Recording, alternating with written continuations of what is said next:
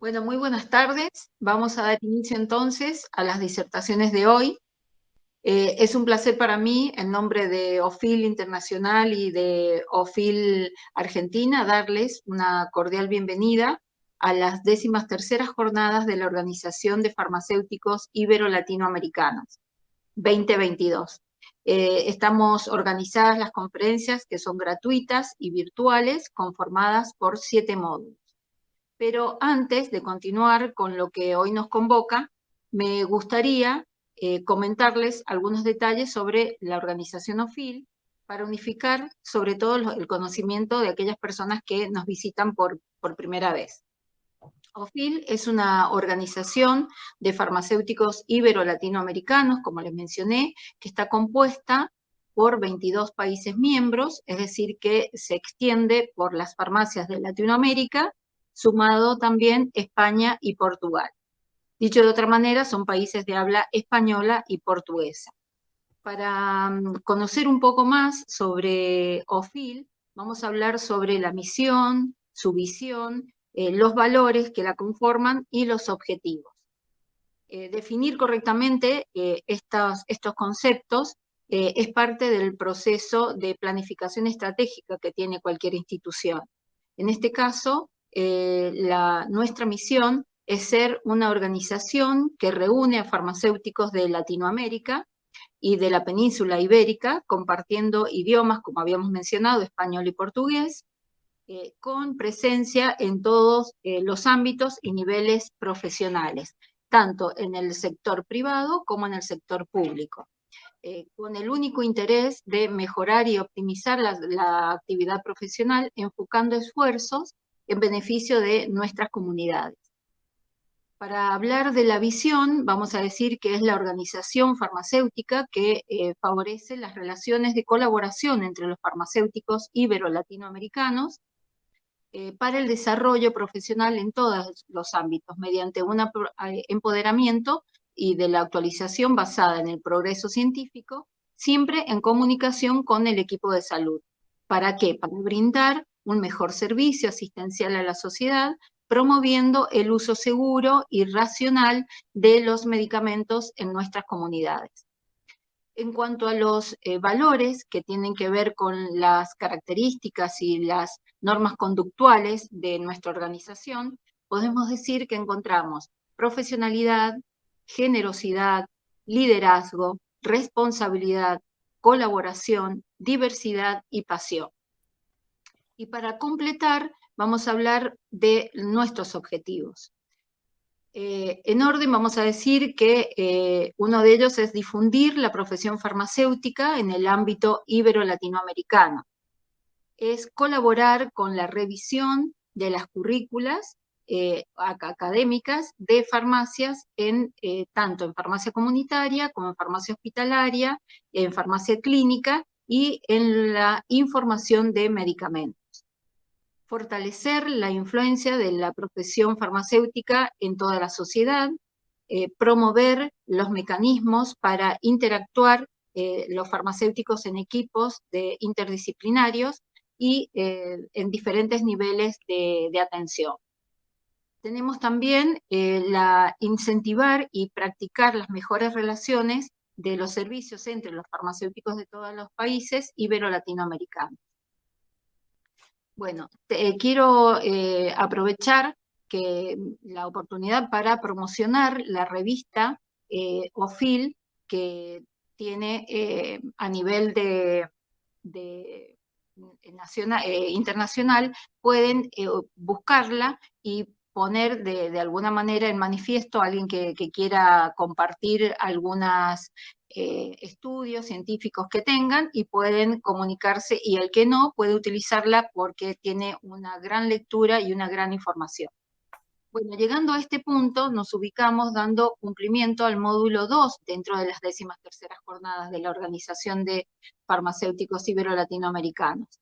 En estas jornadas nos sumamos también a la campaña mundial de la Organización Mundial de la Salud en este año 2022, que ha tomado como lema medicación sin daño, y proclama al día 17 de septiembre como el Día Mundial de la Seguridad del Paciente. De esta forma, nuestros encuentros tienen como base la promoción de la seguridad del paciente desde un enfoque multidisciplinario, como tiene nuestro flyer de comunicación. En este caso, nosotros hemos tenido la ventaja de ser acompañados por grandes instituciones en cuanto a su aval, y en este caso, nuestro programa científico profesional se encuentra con el aval de la Facultad de Ciencias Químicas de la Universidad de Córdoba, de la provincia de Córdoba, la Facultad de Farmacia de la Universidad Massa, de la provincia de Mendoza, el Colegio de Farmacéuticos de la provincia de Mendoza, COFAM, el Colegio de Farmacéuticos de la provincia de Córdoba, Cámara de Farmacias de la provincia de Córdoba y la Dirección Provincial de Farmacología y Normatización de Drogas, Medicamentos e Insumos Sanitarios del Ministerio de Salud de la provincia de Mendoza.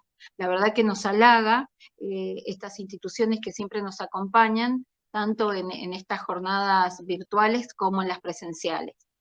Así que es un gusto y un placer y un agradecimiento eterno a todas y cada una de ellas. Bueno, entonces, muchas gracias por compartir estos minutos de presentación de la organización y ahora vamos a dar inicio a las charlas dispuestas para la fecha de hoy. Este segundo módulo se ha denominado Rol de la profesión farmacéutica en el manejo integral de la terapia oncológica. En la oportunidad vamos a contar con la disertación de dos farmacéuticos reconocidos en nuestro medio. El primero es el farmacéutico Julio Banfi, quien ha elegido el tema de bioseguridad en oncología, una materia pendiente. El farmacéutico Julio Banfi es coordinador del Centro de Mezclas Oncológicas, Fundación COIR, que es un centro oncológico de integración regional de la provincia de Mendoza, Argentina. Es responsable de procesos radioquímicos y de celdas de la Fundación Escuela de Medicina Nuclear. Es profesor titular en la Cátedra de Radiofarmacia y Farmacia Oncológica de la Universidad Nacional de Entre Ríos, Argentina. Y en segundo lugar, vamos a tener la disertación a cargo del farmacéutico Eduardo Lagomarsino, quien ha tomado como tema para desarrollar el manejo del dolor en pacientes oncológicos pediátricos. El profesional es farmacéutico especialista en farmacia hospitalaria y es doctor en farmacia. Profesor titular plenario de la Facultad de Farmacia y Bioquímica de la Universidad de Buenos Aires y es jefe de servicio de la farmacia oncológica en el Hospital Pediátrico Garrahan, de Buenos Aires, Argentina. Y es consultor sobre farmacia oncológica para el Instituto Nacional del Cáncer. Realmente dos ejemplares profesionales, es un gusto tenerlos desde ya, y realizadas las presentaciones de estos prestigiosos disertantes, es un gusto entonces dar el espacio al primer disertante, el farmacéutico Julio Banfi, quien disertará, como dijimos, de bioseguridad en oncología, una materia pendiente. Bueno, adelante Julio, es tuyo el espacio, muy bienvenido y muchas gracias. Muy bien, buenas tardes. En esta tarde, en esta oportunidad estoy muy agradecido por la organización, por esta invitación acerca de poder compartir un poco lo que nosotros hacemos acá en nuestra institución, lo que el día a día de nosotros. Sí, yo voy a hablar un poquito acerca de este tema. Me pidieron algo que realmente sí está pendiente y que es un poco la bioseguridad en lo que es en el manejo de la oncología, todo relacionado a lo que es el servicio de farmacia. En este punto, una de las cosas que nosotros buscamos siempre desde nuestra fundación es la excelencia en la atención que nosotros podemos dar a los pacientes, ¿sí? Y eso es fundamental para nosotros. Como les decía, yo lo tomo desde el punto de vista que es una materia pendiente. Nosotros siempre hemos buscado progresar y seguir avanzando en el día a día. Sé que nosotros, el Congreso y bueno, de diferentes lugares, de diferentes países, para que tengan una idea donde nosotros estamos ubicados, en el oeste de Argentina, en el centro oeste, pegaditos, bueno, a Chile, desde la provincia de Mendoza. Y nosotros solamente para darles un poquito de por qué, y es interesante y que uno pueda seguir mirando y esforzándose en cuanto a lo que es la oncología, ¿no? Que es una de las principales, el cáncer, las principales causas de muerte, ¿sí? En el mundo. Y pueden ver en estos gráficos, ¿sí? Muy brevemente, no voy a ponerme a hablar de epidemiología, que sería otro capítulo muy interesante en lo que es oncología, toda la parte de registro, pero en el mundo, después de las enfermedades cardiovasculares, el cáncer es la segunda causa de muerte, y después tenemos eh, ahí separado por etariamente, hasta los 25 años, ¿no? Es como la cuarta causa de muerte, y ya sube el primer puesto de los 25 al segundo puesto de los 25 a los 44 años, y ahí de los 45 a los 65 años es la primera causa de muerte, ¿sí? Y bueno, después de los 65 pasa a ser la segunda causa, ya que, bueno, ya sabemos que etariamente ya después empiezan las muertes por otros sucesos. Podemos ver acá como el cáncer, ¿sí? Es también una gran proporción como causa de muerte. Y si nosotros, me gustaría empezar hablando de qué es la bioseguridad.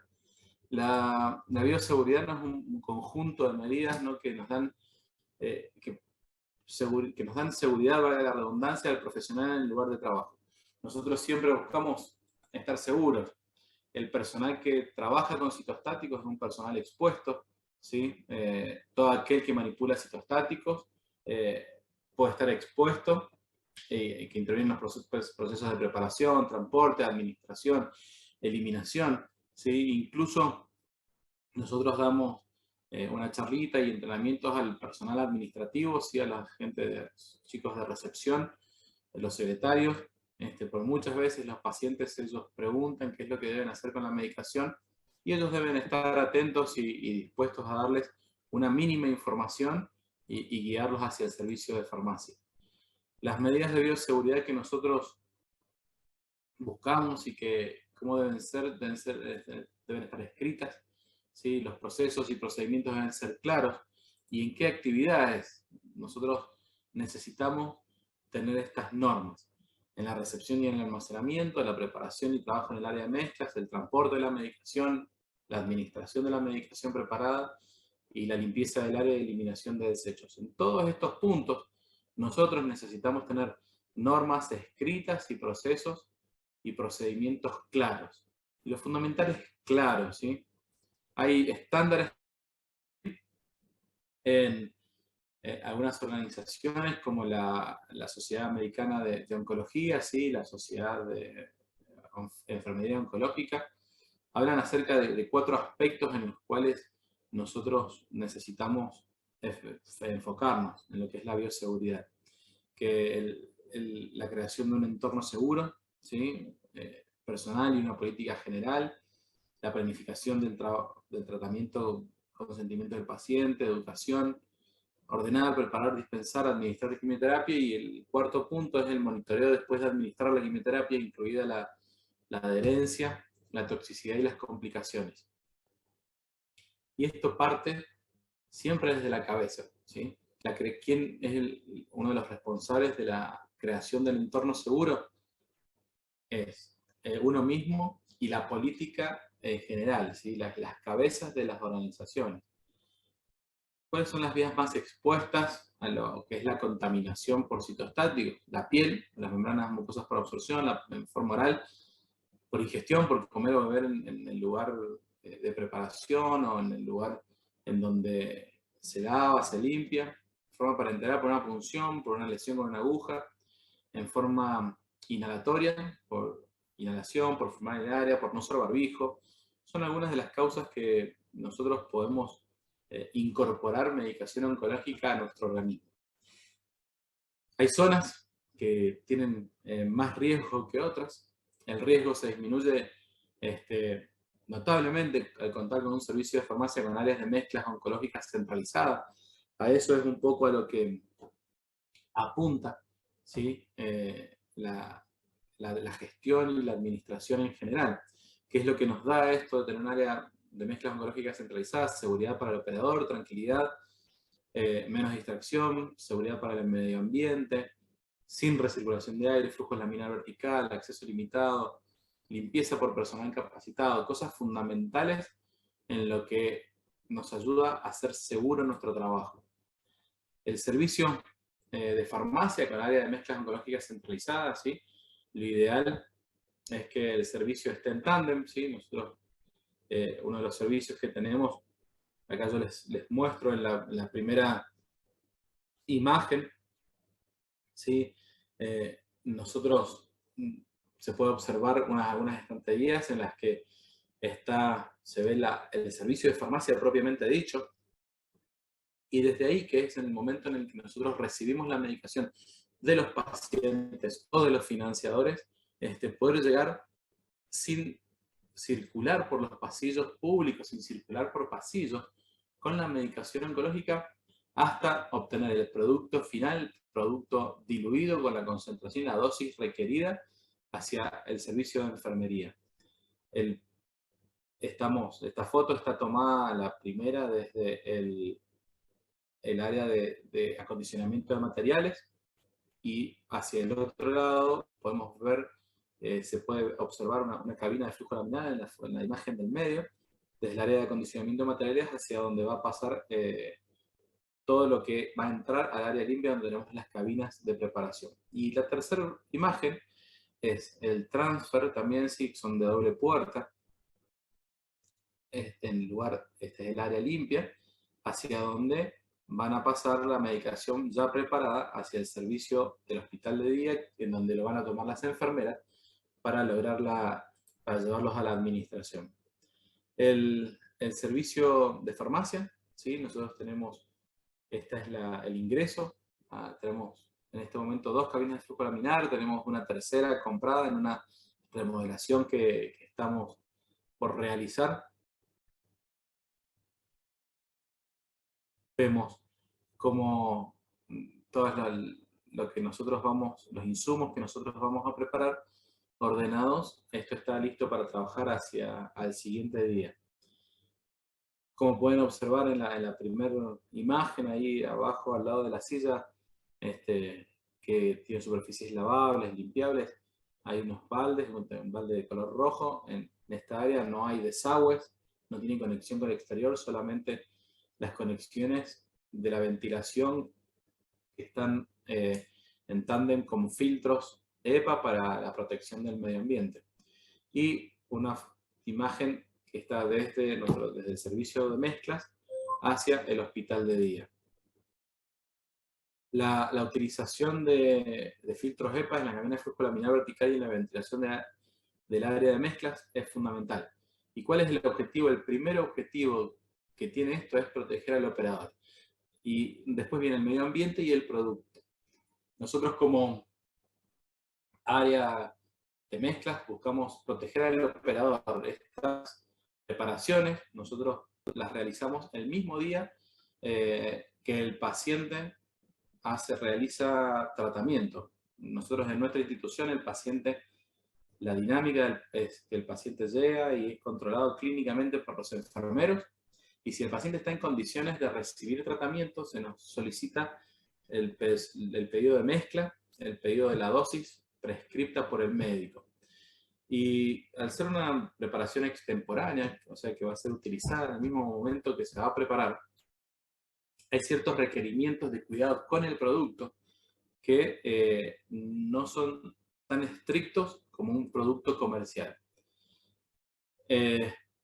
Después protegemos el medio ambiente y el producto al trabajar dentro de un flujo laminar vertical para evitar cualquier tipo de contaminación.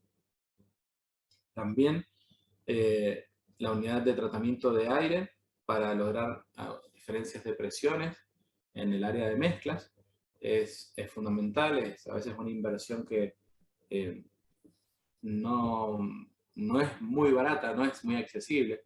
Y lo que tenemos que tener en cuenta es esto. Por eso hablamos de un área de mezclas oncológicas centralizada.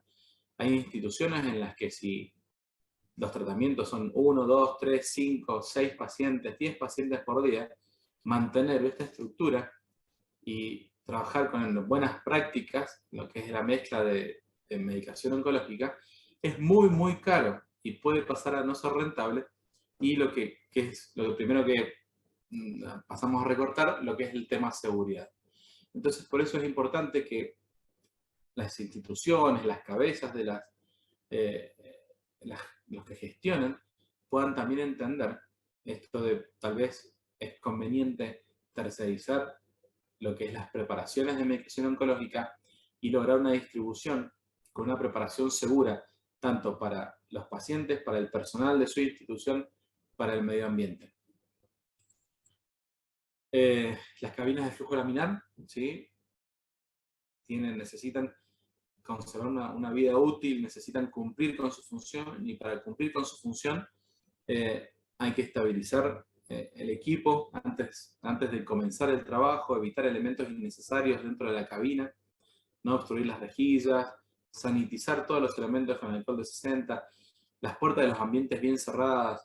La vida útil de las cabinas de flujo laminar está dada por la capacidad de los filtros HEPA de seguir manteniendo el ambiente limpio, el ambiente interno de la cabina, ¿sí?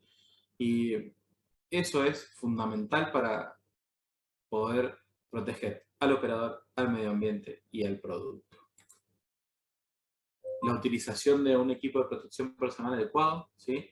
Acá tenemos una de las técnicas que trabaja con nosotros, está para una foto, ¿no? Cofia, barbijo, un camisolín, ¿sí? Impermeable, sin costuras o cierres en el frente, puños elásticos, refuerzos en zonas de riesgo. Estos camisolines, aparte de tener reforzado las mangas, tienen reforzado el pecho, también botas, cubrezapatos, guantes, gafas, ¿sí? Porque tenemos que tener en cuenta que estamos entrando, no solamente vamos a utilizar este equipo de protección para protegernos de los citostáticos, si tuviéramos algún incidente con alguna de las mezclas, sino también nosotros buscamos que el ambiente del área limpia continúe de esa manera. Entonces, también cumplimos con ciertas normativas en cuanto a lo que es el lavado de manos, la preparación la utilización o la no utilización por parte de los operadores de maquillaje, relojes, anillos, todas cosas que se puedan llegar a contaminar y que puedan colaborar para la incorporación de citostáticos en nuestro organismo. Los guantes, un tema fundamental, ¿sí? Que nosotros hacemos mucho hincapié en trabajar con doble guante, dependiendo del grosor, y deberán cambiarse cada media hora o tan pronto como sea necesario. Y también el retiro de los guantes, un retiro correcto. En esto nosotros necesitamos ser muy conscientes de nuestro trabajo. Durante la preparación, utilizar un barbijo, ¿sí? Podemos utilizar un barbijo quirúrgico, ¿sí? O un N95, que nos van a ayudar a evitar salpicaduras e inhalaciones que se cometan por algún accidente o incidente. Si nosotros trabajamos correctamente y somos entrenados, recibimos el entrenamiento para trabajar en nuestra cabina de flujo laminar, no vamos a correr riesgos. Y gafas también, que es con protección lateral, y siempre necesitamos cada vez lavarlas o sanitizarlas. ¿Sí? Para la preparación de medicación oncológica, ¿sí? También, como les comentaba, tenemos que tomar técnicas asépticas, ¿no? El lavado de manos, la colocación del equipo de protección personal, tener el equipamiento adecuado. Sí, hay muchos que seguramente participan o no de lo que es la medicación oncológica, y eso es complejo que lo puedan en las instituciones a veces llevar adelante, que puedan entender la importancia de la utilización y la preparación del personal, ¿sí? Y en estos lugares, por eso es importante la centralización. de la medicación. Algunas normas, ¿sí?, para la preparación de la medicación oncológica: tener un personal estable, utilizar agujas de grueso calibre para evitar sobrepresiones, tener disponibles en el área tablas de dilución, tener un manual de procedimientos, emplear jeringas para cada medicamento del tamaño adecuado, rotular las preparaciones de inmediato. Son acciones que necesitamos tener procedimentadas y protocolizadas. Nosotros en nuestra institución utilizamos para la rotulación, tenemos un sistema, una historia clínica electrónica que la hemos desarrollado nosotros, fue un desarrollo institucional. No accedimos, estuvimos buscando algunos productos enlatados que nos pudieran ayudar con esto. Sin embargo, no terminaban de cumplir ciertos requerimientos que estábamos buscando. Nosotros participamos también en la institución en estudios de investigación clínica y necesitaban los sistemas cumplir con los requerimientos del Código Federal de Regulación, el apartado 11, en seguridad y confidencialidad de datos, y también algunos puntos específicos de oncología. Entonces era medio complejo, historias clínicas digitales, electrónicas. Sin embargo, bueno, decidimos institucionalmente pasar al desarrollo propio y tenemos nuestro sistema, se llama Lira. Nos asociamos a una empresa de desarrollo tecnológico y con nuestro know-how más el de ellos en la parte tecnológica, pudimos llegar a esto. Y esta es la rotulación que nosotros obtenemos. Los pacientes reciben ellos, para acá vemos un QR, sin embargo, hay dos QRs que manejan los pacientes. Uno es el de ellos propios, que los identifica en qué ciclo están y con qué tratamiento están. Y eso lo presentan en el hospital de día y las enfermeras leen el QR del paciente y hablan la historia clínica de ese paciente. Una vez que las enfermeras, como les comenté anteriormente, han controlado al paciente y ellos reciben lo que es, se les pregunta, se les hace un cuestionario básico. Si la enfermera tiene alguna duda en cuanto a si el paciente está o no en condiciones de recibir tratamiento, llama al médico que está asignado al hospital de día en ese día, por algún análisis borderline, por alguna situación clínica del paciente particular que la enfermera no pueda resolver.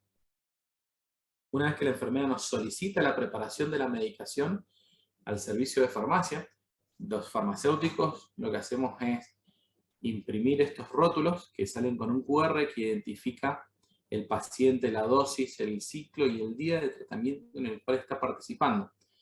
Nosotros tomamos este rótulo, el farmacéutico está todo el tiempo en el hospital de día. Al lado de los enfermeros hay un farmacéutico que nos vamos rotando. Nosotros somos 3 farmacéuticos y 5 técnicos en farmacia que son los operadores de mezcla. Estos rótulos son entregados al personal, a los operadores de mezclas, junto con los viales para preparar la medicación, como pueden ver en esa imagen. Y ellos pueden ver en su pantalla, en la pantalla del área de mezclas, cómo trabajar con esa droga, cómo reconstituirlo, con qué reconstituirlo, qué concentración van a tener, cuántos mililitros van a tomar, en qué volumen diluirlo, ¿sí? Y para lograr la indicación que ha sido prescripta. Esta es una foto del hospital de día. Nosotros tenemos en el hospital de día nuestro, tenemos 10 puestos de aplicación, 10 boxes que nosotros le llamamos, 8 que están uno al lado del otro ahí, como pueden verlo, que tienen vista a un jardín, y 2 más que son cerrados, que tienen un baño. La verdad que no hay diferencia para los pacientes en uno u otro de los boxes, cerrados o con vista al jardín. Generalmente la mayoría pide la vista al jardín, a no ser que sea un tratamiento de mucho tiempo o que necesite ir al baño bastante seguido, pues esos boxes cerrados tienen baño. Sin embargo, la mayoría de las personas prefiere la vista al jardín, ¿sí? Con la fuentecita, vienen pajaritos, ¿no? Y ese tipo de cosas acá. Acá, como les comentaba, una vez que la medicación ha sido preparada y el rótulo ha sido pegado en el sachet, la enfermera antes de aplicarlo, lo que hace es leer el QR que tiene el rótulo y con esa lectura, en la historia clínica del paciente abierta con el QR que tenía el paciente, va a permitir la aplicación. Si la enfermera está tratando de leer esa medicación para un paciente que no corresponde, le va a salir un aviso en el cual dice, esta medicación no corresponde a este paciente. Entonces son medidas de seguridad para evitar confusiones. Lo importante, sí, una de las cosas importantes también, ¿no? Es en la enfermería, ¿no? Que uno de los mayores riesgos se presenta al conectar y desconectar y descartar. Entonces los enfermeros también tienen que ser un personal capacitado, deben utilizar guantes, deben colocarse barbijos, máscaras o gafas. Como les comentaba en una de las slides anteriores, es importante que el personal sea fijo, ¿sí? Que sea tanto los que preparan como los enfermeros, que no sean rotativos, para que puedan tomar conciencia y que puedan capacitarse, que puedan prestar atención, que puedan entrenarse con respecto a lo que es el tratamiento.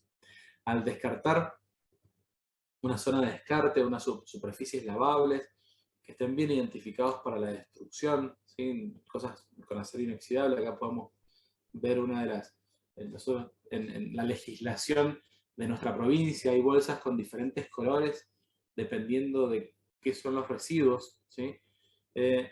Y en el tema de limpieza y eliminación de desechos, de vuelta hago hincapié en esto, en el personal estable y entrenado para la limpieza. Hay que tener procedimientos de limpieza para el personal de farmacia y de mantenimiento. Nosotros como personal de farmacia lo que hacemos es la limpieza en el interior de las cabinas de flujo laminar y en lo que es equipamiento, y el personal de mantenimiento lo que hace es la limpieza exterior de las cabinas de flujo laminar y todo lo que son las superficies del área de las áreas de mezclas y de otras áreas vecinas. Las técnicas que se utilizan deben generar la mínima cantidad de partículas, de vuelta todo para poder aumentar la vida útil de nuestros filtros, del equipo. Hay que lavar con soluciones de agua y detergente no iónico, y la desinfección con superficies con alcohol de 70 luego del lavado. Hay muchos, hay algunos papers, ¿no? Hay varios, ¿sí? En cuanto a lo que es el riesgo de manipular agentes antineoplásicos inyectables. Aquí les dejo algunos, pueden buscar más, y la importancia de lo que es la seguridad, el riesgo que se puede producir al no manipularlos en forma segura. El transporte, nosotros, como les comenté, preparamos medicación no solamente para nosotros, sino para otras instituciones. Nosotros tenemos aproximadamente, preparamos para 10 lugares, contándonos a nosotros, para 10 instituciones, en los cuales los lugares que viajan más lejos son 40 kilómetros de nuestra preparación. El transportista que nosotros utilizamos tiene un entrenamiento en IATA, también nuestro personal tiene entrenamiento en IATA, que es una norma de manejo de sustancias peligrosas. Es un curso sencillo, pequeño, que uno puede realizar, buscar para el manejo de sustancias peligrosas. Y es lo que nosotros le pedimos a los transportistas que nosotros contratamos. Utilizamos el mismo transporte que utilizan la industria farmacéutica para transportar medicación en investigación o transporte de sustancias biológicas para la industria. Y el transporte, como les decía, seguro tiene que ser. Y el futuro, se los dejo como una inquietud. se está haciendo delivery con drones de medicación oncológica. ¿Sí? Es en Inglaterra, desde el centro de preparaciones hacia el lugar donde va a ser administrado. ¿Qué es lo que nosotros necesitamos buscar? No sé si alguna vez llegaremos en la Argentina a transportar con drones la medicación. Tal vez sí, tal vez no. Sin embargo, podemos ver que la tecnología y el avance para que esto sea cada vez más seguro y tenga más acceso en las personas a los tratamientos oncológicos. Las centrales de mezcla es el futuro, robots que mezclan, ¿sí? La trazabilidad por dosis, compras centralizadas, son cosas fundamentales. Ya tienen un par de imágenes de algunos robots que mezclan oncológicos, siempre, obviamente, ante la vista entrenada de un humano, ¿sí? Eso es fundamental, nunca vamos a poder reemplazar al humano en cuanto a criterios, ¿sí? Y a los controles de calidad que uno puede establecer o analizar.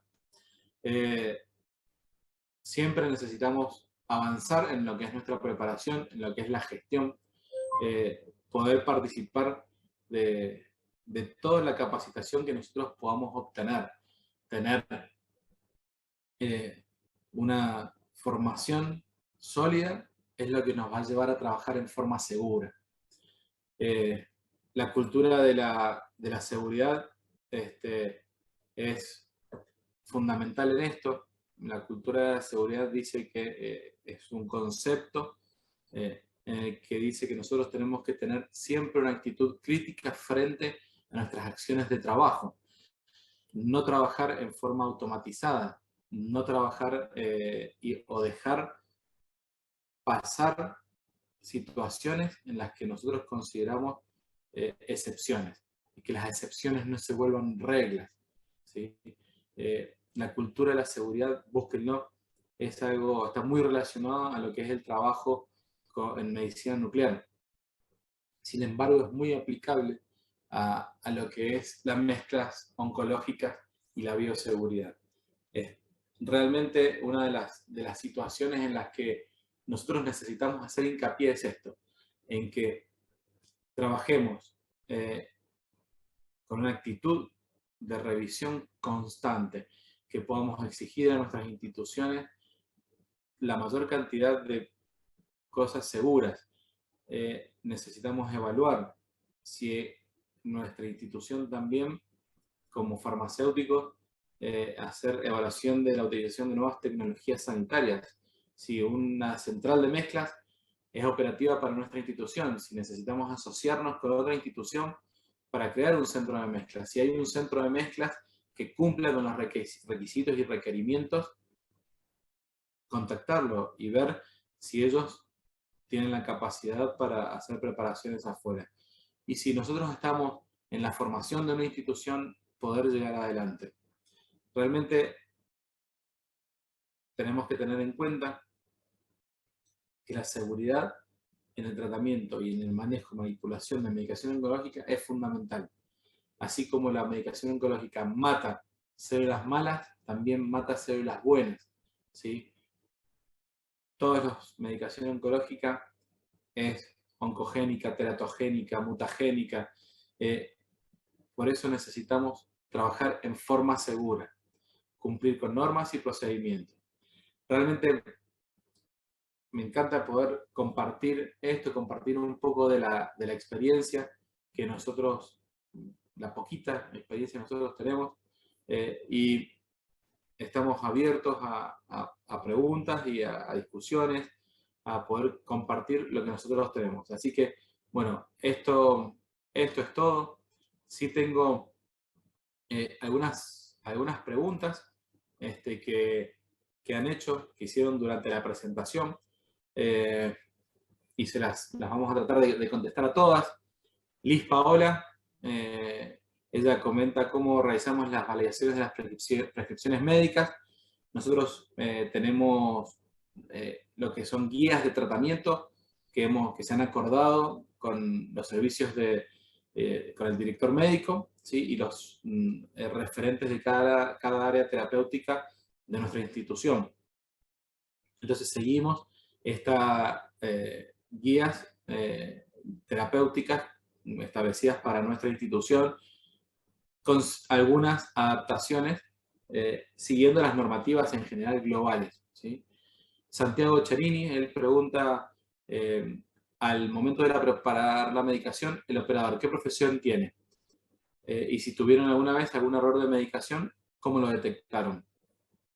El operador de mezclas es un técnico en farmacia y laboratorio.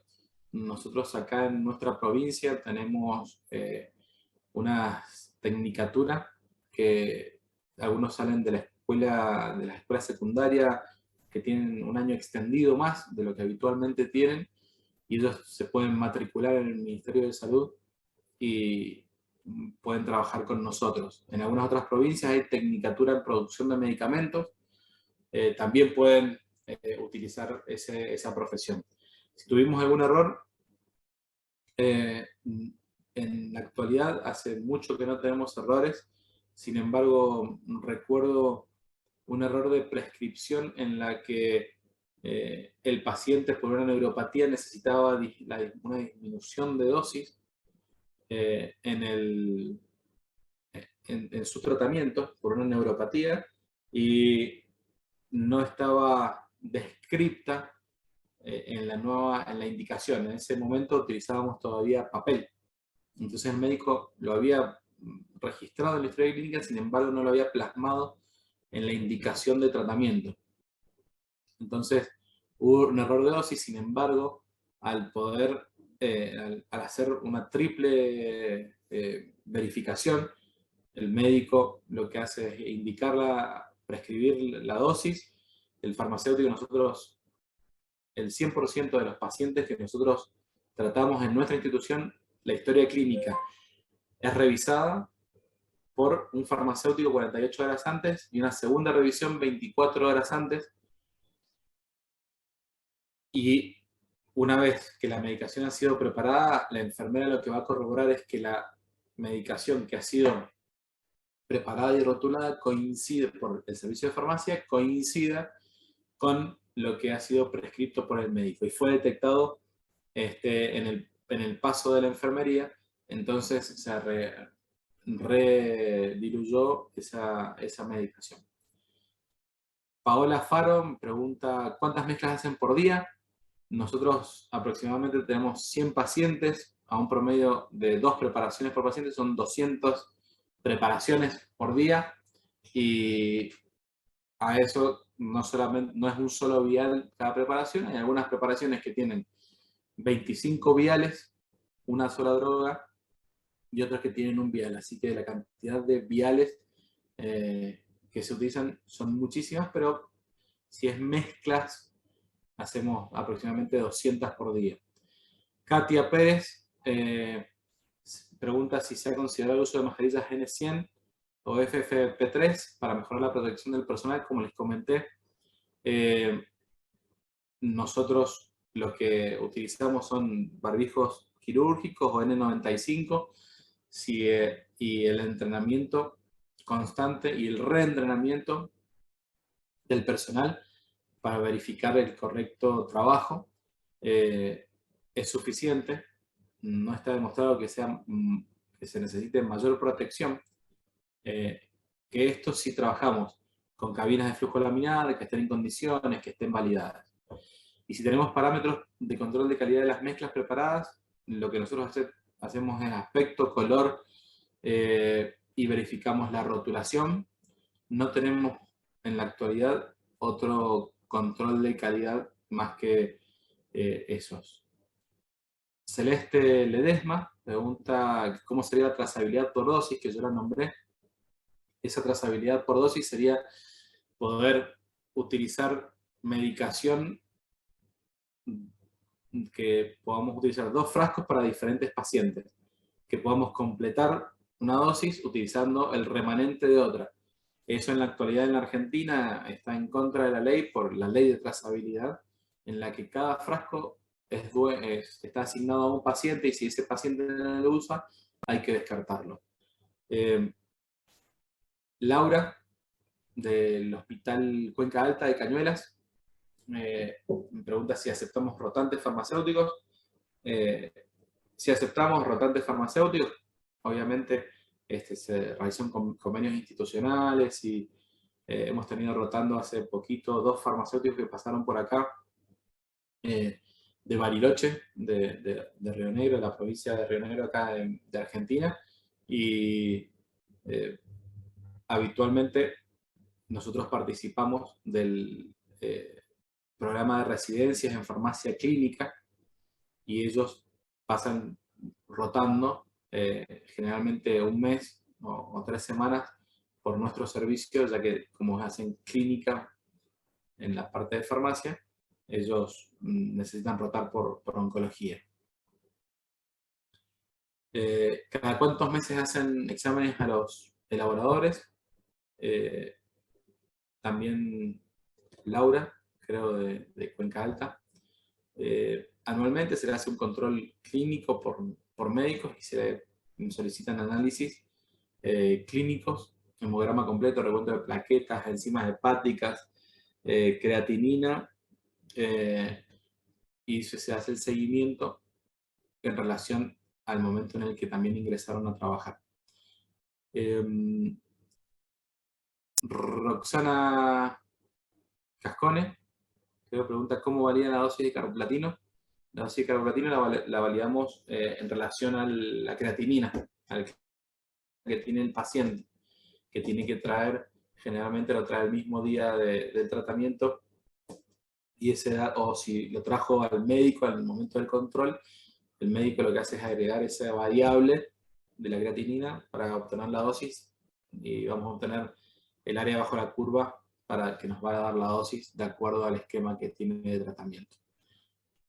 Pregunta Ezequiel si realizan doble chequeo. Sí, utilizamos, por eso hacemos 48 horas antes la revisión farmacéutica, 24 horas un farmacéutico diferente antes de los tratamientos, y siempre hay un farmacéutico en el hospital de día con las indicaciones.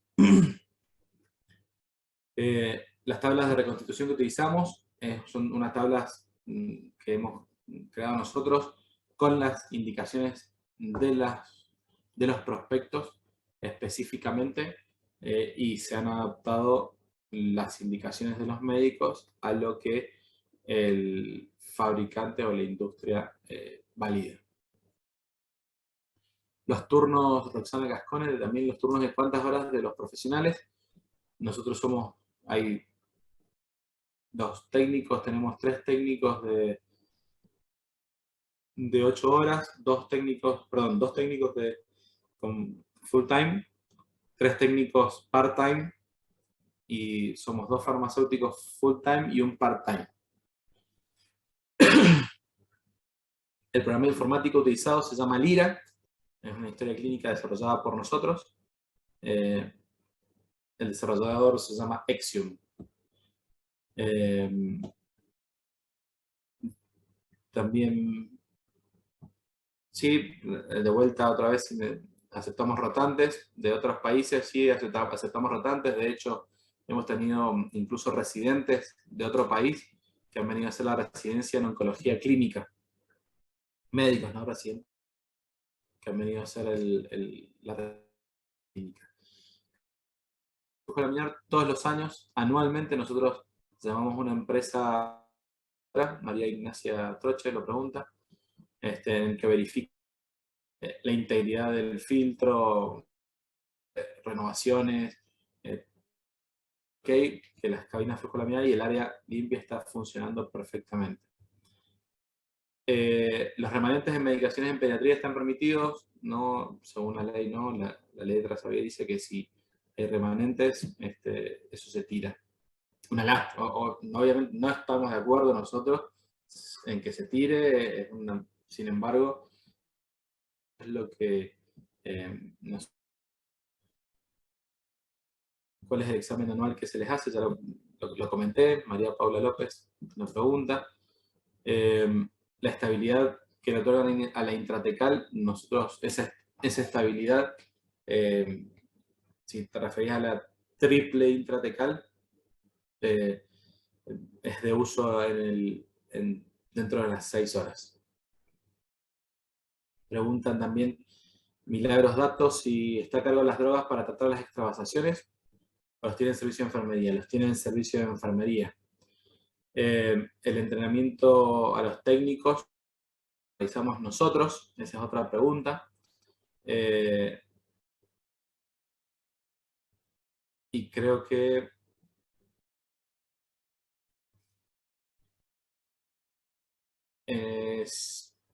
no sé si se me ha quedado alguna pregunta por ahí.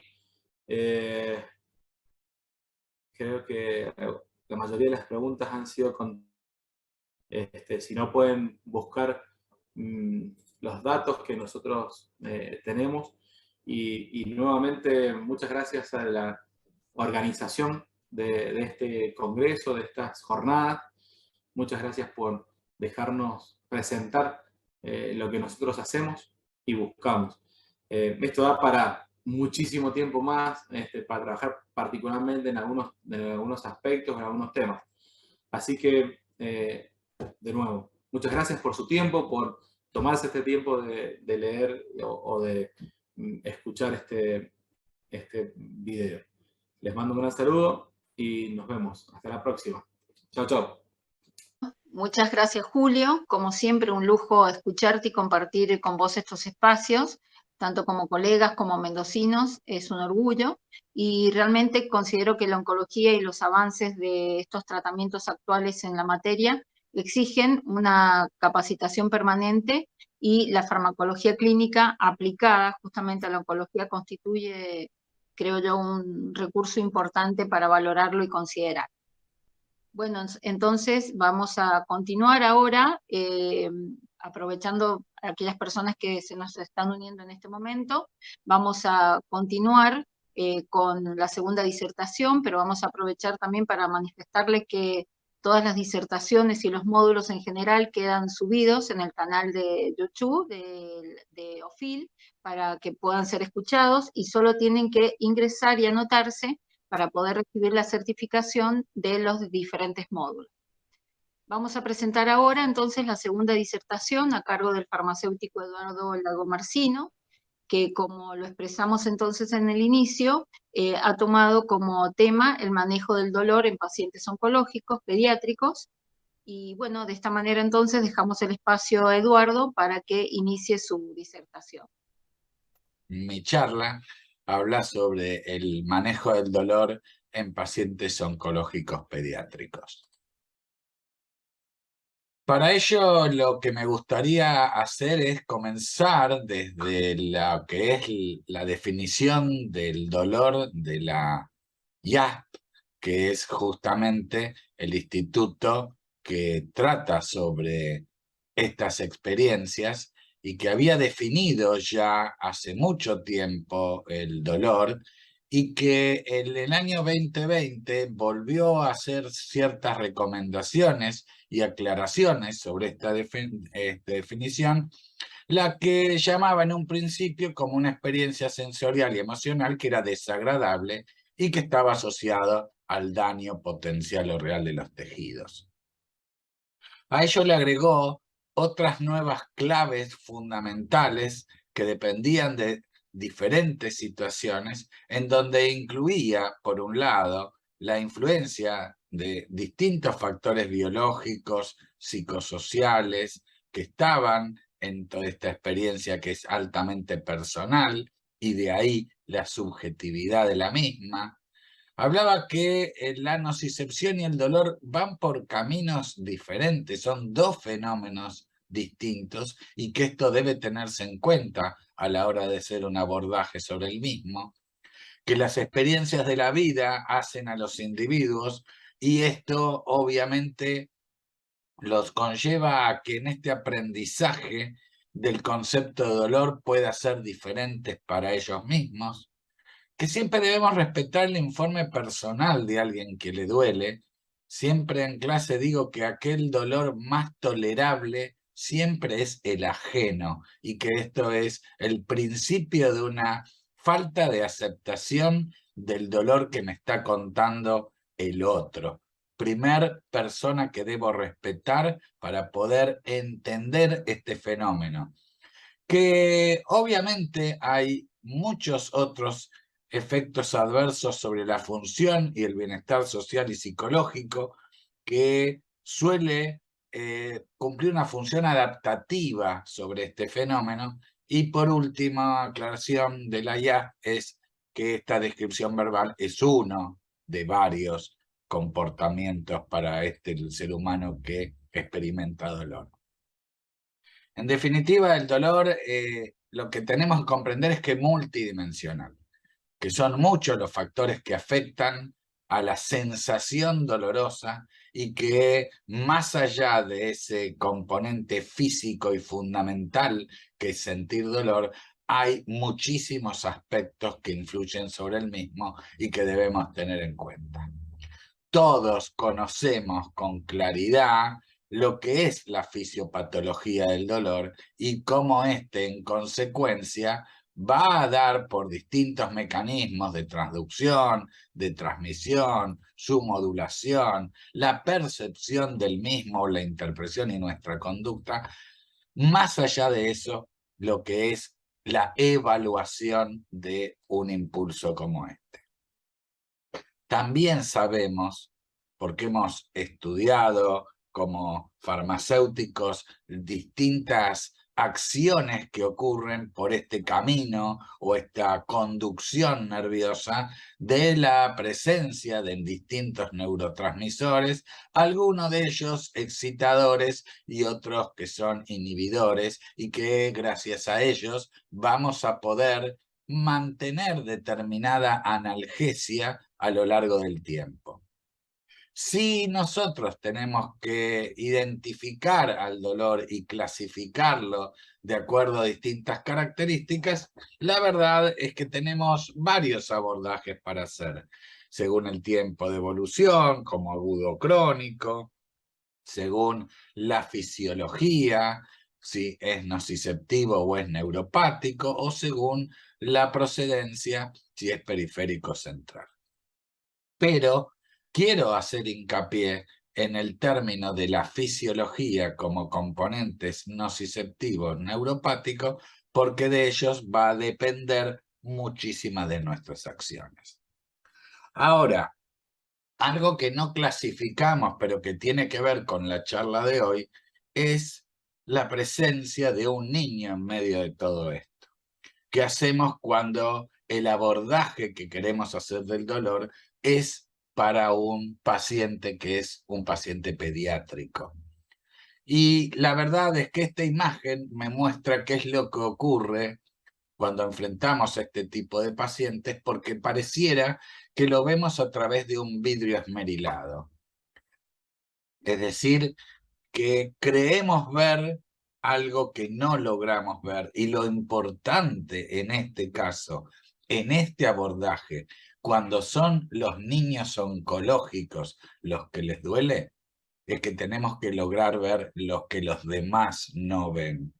De ahí la importancia del tema de hoy. En primera instancia, lo que tenemos que decir que cuando evaluamos el dolor, tenemos varios métodos que podemos utilizar. Los físicos, los conductuales o los autovalorativos o autoevaluativos, donde el mismo paciente me dice cuánto le duele. Los métodos físicos son interesantes porque yo no necesito la colaboración de quien le duele, porque puedo sacar esas respuestas a través de distintos métodos que son signos, como la frecuencia cardíaca, la tensión arterial, la frecuencia respiratoria, o medir mediante un parámetro bioquímico distintas hormonas si se encuentran aumentadas, lo mismo que el dosaje de algunas catecolaminas. Estos métodos pueden ser muy numéricos, pero son muy poco prácticos, porque la verdad que me dicen muy poco sobre la sensación dolorosa de los pacientes. La verdad que los métodos conductuales son mucho más interesantes porque son quienes observan el comportamiento de las personas, como puede ser una expresión facial, o si la calidad e intensidad del llanto me puede dar una descripción dolorosa, o mi capacidad de consolar al paciente y la postura que él mismo adopta. Particularmente para aquellos pacientes que todavía no me saben describir, que no han llegado a su etapa verbal, como son los lactantes o chicos poco colaboradores y que su capacidad mental quizá no se encuentre en las mejores condiciones para contarme cuánto le duele. Para ello se ha adquirido entonces a través del conocimiento distintas escalas que me ayuden a medir el dolor. O sea, dentro de los componentes de la evaluación se encuentra obviamente la intensidad del dolor. Puedo usar una escala de 0 a 10 o puedo usar escalas como la NIPS, que habla para pacientes neonatales, y una escala del dolor basada mucho en patrones como la expresión facial, el llanto o un patrón respiratorio. La escala FLAC, que también va de 0 hasta 10 con una mecánica de punteo en varias análisis como la actividad o la capacidad de consuelo, asignándole distintos puntajes según las características de cada uno. Tenemos la escala llanto, una escala observacional que también mide actitudes o el tono postural, a la cual también le asemeja valores que les dan un puntaje. Incluso la escala CRAIS puede llegar a ser de utilidad mezclando esos componentes conductuales con algunos componentes físicos o medidos a través de determinados equipos. La verdad es que los métodos de autoevaluación son los mejores, si bien vamos a decir que estas escalas tienen subjetividad determinada, ellos nos dicen cuánto les duele. Y esto, si bien requiere un mínimo desarrollo psicomotor en aquellos chicos que seguramente sean mayores de 3 años, se encuentren en etapa verbal y sean más colaboradores, serán quizá el patrón oro para poder medir correctamente la intensidad del dolor. Dentro de estos tipos de escalas, una de las más utilizadas en el hospital son las escalas de las caras de Ron Baker. Nosotros hemos hecho unas caras propias y validado esa escala, que para los chicos suele ser la que mejor describe la manera como se siente. Es una escala de pequeños dibujos que asemejan a los valores numéricos que les corresponden. Otro punto importante dentro de la evaluación, más allá de la intensidad, son las causas. Las causas resultan de importancia a la hora de esta evaluación porque pueden provenir de la misma enfermedad o pueden provenir, dado que son pacientes oncológicos, de nuestros propios tratamientos. La quimioterapia, la radioterapia o la cirugía, que son los 3 gold standard para el tratamiento de las enfermedades oncológicas, suelen provocar mayor dolor. Por lo cual hay que tener en cuenta que nuestros tratamientos, que son agresivos, a veces desproporcionadamente, también son un punto más para la intensidad que los niños sienten. Puede ser que esté relacionado a la enfermedad en pacientes crónicos que hayan tenido a lo largo del tiempo experimentando debilidad y finalmente concurrentes, y aquellos dolores que se suman y que no tenían que ver con mi patología, ni con causas, ni con nada, como puede ser que aparte me duele la muela. En definitiva, lo único que transforma al dolor agudo en dolor crónico es este tiempo a la resolución de este daño o injuria a la que ha sido sometido. Por lo tanto, más allá del daño tisular que ha sido evidente en este grupo de pacientes, en la actividad de este sistema nervioso, más allá incluso de la actividad protectora que pudiera hacer el propio organismo, el dolor debe resolverse, debe sanar para no convertirse en un dolor crónico que afecte a otras zonas indemnes del organismo. Por último, de estos 3 puntos de la evaluación, intensidad, causas y mecanismo, el mecanismo resulta de vital importancia para los farmacéuticos porque es en base a la forma que vamos a tener para elegir la farmacoterapia. Nosotros solemos hablar de mecanismos del dolor a aquellos que se dividen en nociceptivo y neuropático, siendo el nociceptivo el somático, tipo el traumatismo, el golpe, el pinchazo, o el visceral, como es un cólico, referido al neuropático, que puede ser periférico o central, de acuerdo a si tiene características compresivas, como un tumor que aprieta a un nervio, o lesivas, como puede ser un corte nervioso para un paciente que resulta de una amputación. Entonces, ¿qué es el dolor nociceptivo? ¿Sí? Es claro que es el que más importante resulta para cualquier patología o cualquier persona sana.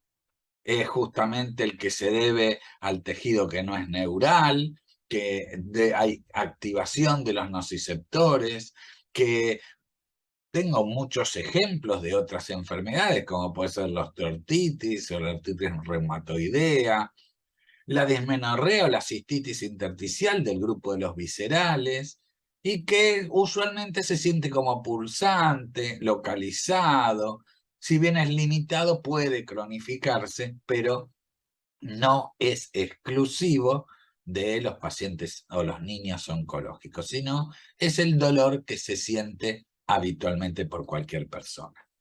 En cambio, ¿qué es el dolor neuropático? Acá el dolor está causado por una lesión que afecta al sistema nervioso somatosensorial, ¿sí? Los ejemplos más claros pueden ser la neuropatía diabética, la neuralgia posherpética o un dolor neuropático asociado con el HIV, ¿sí? O de características centrales como es un accidente vascular cerebral. Este dolor es más lacerante, se siente como una descarga eléctrica o urente. Generalmente es difuso y puede incluso irradiarse por todo el recorrido nervioso. En definitiva, lo que tenemos que comprender es que nuestros pacientes tienen ambos tipos de dolores, o sea que el dolor suele ser mixto. Y como tal, mi estrategia terapéutica comprende también en varios métodos. Una estrategia no se basa solo en un método, sino en la utilización de varios. Hay muchos explicados por la Organización Mundial de la Salud como métodos no farmacológicos que tienen que ver con acciones de relajación, de distracción, la kinesioterapia, y hay métodos llamados farmacológicos bien descritos para los farmacéuticos que comprenden entre analgésicos primarios, los que más conocemos, los analgésicos no esteroides, los antiinflamatorios, ¿sí? Y obviamente nuestro gold standard, el patrón oro del tratamiento del dolor severo, que son opioides. A todo esto existen algunos otros fármacos secundarios o adyuvantes que son utilizados justamente para el dolor que es resistente a estos dos fármacos. El dolor que es resistente a opioides o a AINES, y son fundamentales en particular por aquellos mecanismos diferentes que hablábamos recientemente. ¿Cómo abordamos entonces estas estrategias en nuestros pequeños? Bueno, podemos comenzar con los métodos no farmacológicos más utilizados, que podemos dividirlos según DAF en un procedimiento de varias fases. Uno tiene que ver con la información, el hecho de contarles a los chicos qué es lo que pasa. que conozcan y evalúen a través de sus experiencias previas cómo puede llegar a ser, por ejemplo, un procedimiento, prepararlo para ello, preparar incluso a los padres activamente a que estén presentes en estos procedimientos, en darle al chico el permiso para llorar, a que esto puede ocurrir en los términos de mi tratamiento personalizado y explicar el procedimiento en sí mismo. Esto suele funcionar muy bien.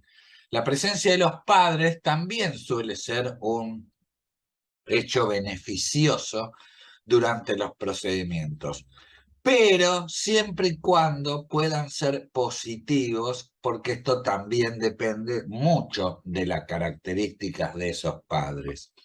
La aplicación de frío, ayudados por los termorreceptores que tenemos en el sistema nervioso periférico, nos ayudan también a dar como un efecto más anestésico a las zonas de punción, o el uso de vibración, un ensayo que puede hacerse sobre los pacientes que han tenido punciones de talón para la extracción de determinadas muestras, e incluso hay algunos equipos que estos dispositivos tienen tanto frío y vibración al mismo tiempo y han resultado efectivos en nuestra población pediátrica.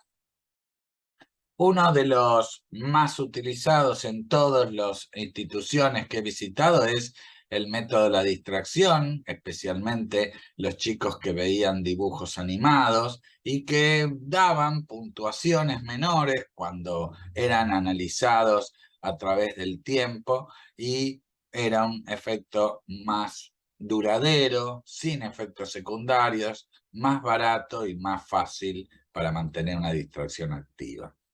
La maniobra de Valsalva, que es la de inflar globos o pompas de jabón, también puede realizarse junto con estos procedimientos y resultar de utilidad.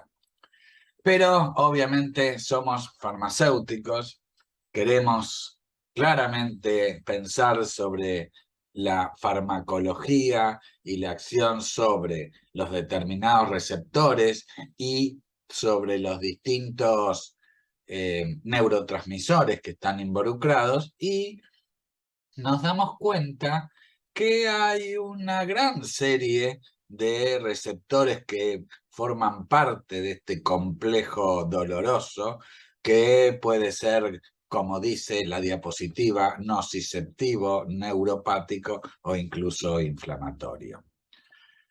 La OMS siempre propone que la metodología más importante a tener en cuenta es que siempre respete las 4P, que es por la boca, o sea que siempre que la vía oral esté disponible es la que hay que utilizar; por reloj, que es que respetemos el horario en el que tiene la vida media el analgésico que estoy utilizando; por la escalera, habla de la escalera de la OMS, que ahora la vamos a visualizar; y finalmente por paciente, lo que habla a las claras de la subjetividad y la individualización del tratamiento analgésico.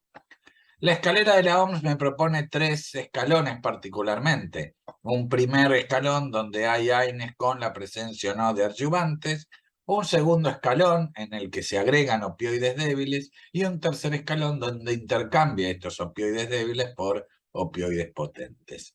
Obviamente no necesito comenzar a subir la escalera desde el primero, tengo que comenzar donde el dolor que he evaluado amerite que debo comenzar. ¿Por qué era tan importante el mecanismo en el momento de la evaluación? Porque claramente para lo que es el tratamiento farmacológico hay una relación importantísima entre lo que es el mecanismo y la analgesia. Este cuadro lo que me muestra es que los antiinflamatorios no esteroides y los opioides son muy buenos en el dolor nociceptivo, pero no son tan buenos para el dolor neuropático.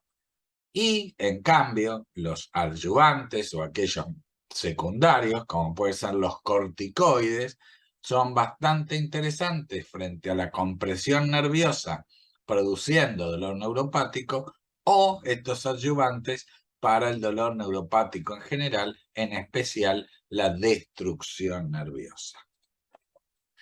Entonces, cuando tengo toda una batería de fármacos a mi disposición, ¿cuál de todos estos vamos a elegir?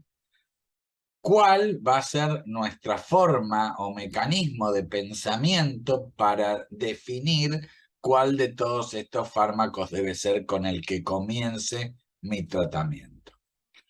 Y la verdad es que lo primero que tenemos que pensar es que los AINES en general no representan fármacos que tengan demasiadas diferencias entre ellos, más allá de la diferencia entre sus 3A, la analgesia, la capacidad de ser antiinflamatoria o la capacidad de ser antipirético. La mayoría de estos son algunos antiagregantes, otros úricos úricos, ¿sí? Pero lo que tenemos que tener en cuenta es que todos tienen un efecto techo analgésico. Es decir, que debe tratar de cumplirse la menor dosis posible y, a lo sumo, aumentar la frecuencia de los mismos. Pero duplicar las dosis de analgésicos no es bueno para ninguno de estos AINES. Podemos decir que quizá alguna A de estas sea más para uno que para otro, y quizás sí, quizás la dipirona sea más antipirética y el ibuprofeno sea más analgésico y el diclofenac sea más antiinflamatorio. Esto depende mucho de las mismas experiencias y dolores que han tenido cada uno de ellos. Lo importante es que la verdadera forma de elegirlos es tratando de minimizar los efectos secundarios, porque hay muchísimos efectos adversos de todos los AINES, pero también se agrupan de acuerdo a determinadas características. Entonces, por ejemplo, si tengo efectos adversos gastrointestinales como úlceras, gastritis, hemorragias, obviamente trataré de no elegir los más ácidos, el ácido acetilsalicílico, o si hay alteraciones hematológicas, trataré de no elegir justamente dipirona, ¿sí? O sea, de acuerdo a qué evento pretendo que este no ocurra, trataré entonces de no elegir ese fármaco. Total, si tenemos acá un resumen de las distintas dosis, las distintas formas de administración y las frecuencias más comunes, lo que más me interesa es pensar en sus eventos adversos y en la duración a través del tiempo. La cinética de los distintos fármacos no es la misma, así que tenemos que revisarla. Si damos un piroxicam, deberíamos administrarlo según su vida media un día por medio, porque dura casi 48 horas. Sin embargo, el diclofenac apenas llega hasta las 4 horas. Sin embargo, muchas veces vemos que se da cada 12. Entonces, esta tabla de cinética que el farmacéutico maneja con claridad debería ser de gran ayuda para ver cuál es la frecuencia elegida para cada uno de esos casos. Obviamente que cuando uno quiere tener en su espalda un pilar que apoye nuestras decisiones, lo mejor es ir a las recomendaciones de las guías, ¿sí? Hay guías de la OMS que hablan de cómo es la analgesia con AINES y cuál sería la dosis y la frecuencia adecuada. Cuando tenemos dolor intenso, tenemos que cambiar nuestra estrategia o aumentar nuestra apuesta con una estrategia con el uso de opioides, ¿sí? Opioides que dijimos que actúan directamente sobre receptores y que tienen la particularidad de también tener mucha capacidad de vías de administración.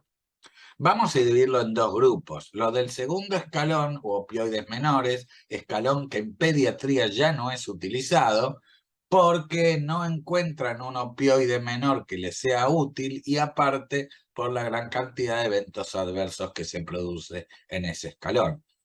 Es claramente para un dolor moderado y tiene mucho menor efecto que los opioides mayores. Los opioides mayores como la metadona, clásico opioide y único que tiene acción sobre ambas características de mecanismo nociceptivo y neuropático, tiene una duración o una vida media interesante y tiene distintas características que le dan un alto poder analgésico. Observamos las guías, también está la propuesta de morfina, fentanilo, oxicodona, todos hay opioides que me son de altísima utilidad para mis pacientes. Pero, ¿cuáles son las causas de mayor fracaso terapéutico? Por lo general es o no considerar al dolor neuropático, no haberlo tenido en cuenta, o restarle importancia al componente subjetivo del dolor. Esto hace que pensemos que nuestro dolor tiene ciertas características de neuroplasticidad porque va más allá de lo que es un dolor nociceptivo neuropático. Por lo general es un dolor mixto que se cronifica y que tiene otras características basadas en los distintos autores que hablaron de cómo es la transmisión del impulso. De ahí la necesidad de estos analgésicos adyuvantes. No son analgésicos, o sea, no son analgésicos verdaderos, nacieron para otra cosa en el mercado. Así cuando Bayer impuso la aspirina y fue el primer AINE, no se dio cuenta que iba a ser antiagregante plaquetario. Y hoy ese evento adverso que tenía en un principio es utilizado como principal tratamiento para la prevención del riesgo cardiovascular por un infarto. Y hay nuevas presentaciones para el mismo. Lo mismo ocurre con todos estos, ¿sí? Habían nacido para otras cosas, habían nacido como anticonvulsivantes, como antidepresivos, como ansiolíticos y sin embargo son utilizados como adyuvantes para el dolor neuropático. Entonces, frente a la acción dolorosa, mi tratamiento del dolor tiene que ser, primero, evaluar la intensidad del dolor, buscar cuál es la manera de yo comprender cómo elegir un fármaco de acuerdo a la intensidad y a las características del paciente. Este tratamiento debe, en lo posible, asegurar una rápida y eficaz alivio frente al dolor agudo y, de acuerdo al grupo elegido según la intensidad analizada, entrar por el escalón correspondiente e ir aumentando mi apuesta a lo largo del tiempo. Recuerden siempre, el sufrimiento no está relacionado con la severidad de los síntomas, ¿sí? El sufrimiento depende de la incapacidad que tienen nuestros pacientes de afrontar las situaciones que le producen dolor y mucho más cuando este no es controlado. A veces un síntoma leve pero duradero produce más sufrimiento que un dolor agudo o un síntoma que aparece repentinamente. El sufrimiento que es experimentado por este grupo de niños, no por sus cuerpos, no por lo físico, sino también lo psíquico y lo social. O sea que cuando valore el dolor, lo tengo que hacer valorando el dolor total.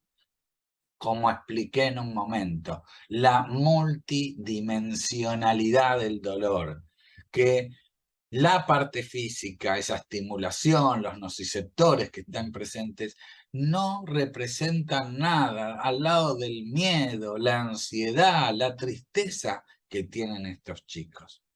Más allá de que muchos de ellos puedan aparte sentir un miedo al futuro, un abandono sanitario, cuestiones sociofamiliares que aportan más variables a este síntoma. Las guías de la OMS, que están escritas y descritas para estas cosas, ayudan para tomar decisiones, pero no nos cuentan que nuestros medicamentos también tienen limitaciones, ¿sí? Los medicamentos no miden ni evalúan la intensidad, somos nosotros quienes los hacemos. Los medicamentos no son sensibles ni al dolor, ni a la emoción, ni al sufrimiento, ¿sí? Solo tratan determinados síntomas a través de mecanismos. La morfina no sabe diferenciar entre la ansiedad y la presencia de dolor. Por lo tanto, no es ella la que va a resolver los problemas que yo no he resuelto. Y es más, los AINES ni los opioides no son de la misma familia, ni siquiera son primos, y actúan por distintos mecanismos y sin embargo dan buenos resultados. Por lo tanto, quiero dejar en claro qué es lo que no debemos hacer frente a pacientes que experimentan sensaciones dolorosas. 1. Subestimar ese dolor que me refieren. Usar los medicamentos a demanda, o sea, cuando le duele y no basados en un horario. Evitar el uso de opioides por temor a sus efectos adversos o a mitos como la adicción y otros que puedan aparecer. No pensar en el aumento de la dosis de opioides si el dolor no es aliviado. Debo subir la dosis, subir el escalón si este es necesario. Debo prevenir los efectos adversos porque los conozco y sé que van a tener. Debo dejar reglados rescates, o sea, si hay un dolor infrecuente, saber que puedo tomar una dosis extra. Debo evaluar periódicamente siempre la respuesta y obviamente nunca indicar algo sin haber visto a un paciente. En definitiva, nuestros pacientes necesitan de nuestra continua atención. No solo hay que darle la oportunidad de que los mismos sean escuchados, evaluados, sino respetados en el sentido de que me cuentan cuánto les duele y eso debe ser lo más importante para nosotros. Para ello, siempre nuestro humor debe estar disponible para poder llevar adelante esta tarea. Por supuesto, nunca solo, siempre junto con un equipo. Es la única manera de defendernos frente a esta situación. Y cierro todo esto con una de las frases que dije al principio, que es muy importante para la evaluación del dolor en el niño oncológico. Acá lo importante es ver aquello que resulta invisible para los demás. Nosotros lo tenemos que identificar. Bueno, muchas gracias a todos ustedes por esta escucha activa y pacífica, dado que esto ha sido una clase grabada, y lamento mucho que no podamos compartir todas las preguntas que hubo aquel día después. Pero espero que esto les sirva como un recordatorio de un tema que es de vital importancia. Muchas gracias. Muchas gracias, Eduardo. Realmente ha sido un tema importante para involucrarnos los farmacéuticos, tema de mucho adelanto científico que debe ocupar, digo, los espacios de interés de todos los farmacéuticos. Bueno, dejamos entonces liberado, le pedimos tanto a Eduardo como a Julio que nos acompañen en este final antes de retirarse, porque vamos a presentar de alguna manera lo que continúa en estas jornadas. Vamos a hablar del tercer módulo y a través de una plaquita les voy a hacer los siguientes comentarios. Antes entonces de finalizar, vamos a conocer que el módulo 3 se desarrollará el 29 de septiembre de 16 a 18 horas en el mismo horario.